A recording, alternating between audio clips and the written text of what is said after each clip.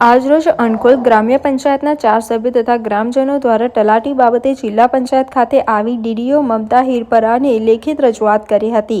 ગ્રામ પંચાયતના સભ્ય હંસાબેન ઠાકોરભાઈ દ્વારા મીડિયા સાથે વાતચીતમાં જણાવ્યું હતું કે ગામના જગદીશભાઈ તલાટી વિરુદ્ધ અમે ડીડીઓને રજૂઆત કરી છે। તલાટી ઠરાવની કોપી નથી આપતા, જાણ કરતા નથી અને રાહ જોડાવી રહ્યા છે। ડાયરેક્ટ કામ કરે છે, મીટિંગમાં બોલાવે છે પણ હાજરી પત્રમાં ખાલી સહી કરાવે છે, જરૂરી બાબતો બતાવતા નથી, જેથી ડીડીઓને રજૂઆત કરેલ છે। આ સંદર્ભે ડીડીઓ મમતા હિરપરાને પૂછતા તેઓ દ્વારા જણાવ્યું હતું કે અણકોલ ગ્રામ્ય પંચાયતના 4 સભ્યો સાથે ગ્રામજનો દ્વારા તલાટી બાબતે ફરિયાદ કરાઈ છે।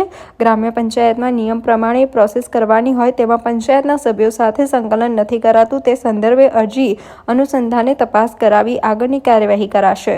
અમે અમારા અણકોલ ગામથી આવ્યા છીએ। જગદીશભાઈ સાધુ સાહેબ છે તલાટી, એમની બદલી માટે આવેલા છે। એમની તાનાશાહી એટલી બધી ગામમાં વધી ગઈ છે, પંચાયતના સભ્યો પર બી એટલી તાનાશાહી કરે છે। ગામ લોકોને બી કોઈને મળવા જવું હોય તો એ શું છે કે સવારમાં 10 સાડા 10 આવતા હોય અને ત્યાંથી ઓફિસમાંથી બહાર નીકળીને ઉપર એમની જે ઓફિસ બનાવી છે, જે સભાખંડ કહેવામાં આવે છે પંચાયતનો, તો સભાખંડમાં એ રહેઠાણ કરે છે। ત્યાં આગળ બધાને બોલાવીને અમુક લોકો જે એમને મળતા હોય, એમને જે યોગ્ય લાગે એવા માણસ જોડે ત્યાં આગળ મિટિંગ કરતા હોય છે। કોન્ટ્રાક્ટર જોડે બી ત્યાં મિટિંગ।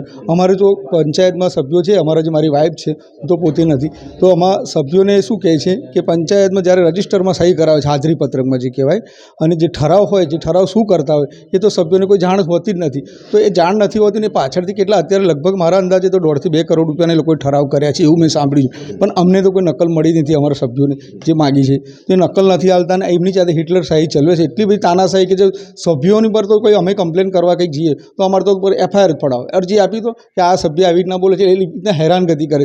હાલમાં હું એક દલિત ઘરમાંથી આવું છું, તો મારે એક સિચ્યુએશન એવી બની કે જ્યારે અમે મારી વાઈફ છે બી, તો અમે 6મી ડિસેમ્બર જે આવે સંવિધાનની, તો એમાં એક ગ્રામસભા રાખવામાં આવી હતી, જે ઉપરથી મોદી સાહેબના કહેવાથી આખી ઉપરથી થઈ હતી। તો એ ગ્રામસભા બી એમને કોઈ જાહેર કરી નથી। ત્યારે સોસાયટીમાંથી મને 2-3 જણ કહેવાયા કે ભાઈ આ ગ્રામસભાનું શું મહત્વ, કેમ આવી રીતના? તો અમે કીધું, અને એ મનુવાદી વિચારધારણા ધરાવે છે સાધુ સાહેબ, કે એ દલિત પ્રમાણે અમારી જોડે થોડું એવું રાખે છે, તો અમને બી ખબર છે, તો મારી પત્ની બી ત્યાં આગળ જાય છે તો એમને બી આવી રીતના કહે, તો એનો મતલબ શું છે, એમનું કરવા શું માગે છે? તો અમારે તો એક જ માંગ છે કે જગદીશભાઈ સાધુની તાત્કાલિક બદલી થવી જોઈએ। અમે અણખોલ ગામથી આવીએ છીએ। મારું નામ હંસાબેન છે, સભ્ય છું મેં, અને અમે જગદીશભાઈ તલાટીના વિરુદ્ધમાં અરજી આપી છે હમણાં અહીંયા। એ અમારા જે કંઈ કામકાજ હોય ગામના અને જે ઠરાવો લખે છે એ અમને કોઈ કોપી નહીં આવતા, અમને કંઈ જાણ નહીં કરતા। એ બહુ મગજમારી એમની જોડે ખાસો ટાઈમથી છે, તો 4-5 મહિનાથી અમે રાહ જોઈએ છીએ કે અમને આજે આપશે, કાલે આપશે, કે તમે લેખિતમાં આપો, આવું બધું કર્યા કરે છે, પણ કંઈ બતાવતા છે નહીં કાગળ અમને કે શું ઠરાવ, શું કામ કર્યું છે, કેટલું કર્યું છે, શું નહીં, કશું જ નહીં। એમની જાતે ડાયરેક્ટ કામ કરે, અને મિટિંગ હોય ત્યારે અમને બોલાવે પણ હાજરીપત્રકમાં ખાલી સાઇન કરાવે છે, પણ અમને જે બતાવવાનું હોય એ બતાવતા છે નહીં, ખાલી લખી લે અમારી સામે। પછી ડીડીઓ સાહેબ એમને અમે આપ્યું છે, એ અમને એવું કહેશે કે કરીશું, અમે જોઈ લઈશું, 15 દિવસ પછી તમને જાણ કરીએ કે શું છે। અણખોલ ગ્રામ પંચાયતના ટોટલ 4 સભ્યો અને સાથે ગ્રામજનો હતા બીજા, એમના દ્વારા તલાટી બાબતે ફરિયાદ કરવામાં આવી છે કે તલાટીશ્રી દ્વારા જે પણ ગ્રામ પંચાયતની નિયમ પ્રમાણે જે પ્રોસિજરને બધું કરવાનું હોય તો એમાં પંચાયતના સભ્યો સાથે સંકલન નથી કરવામાં આવતું।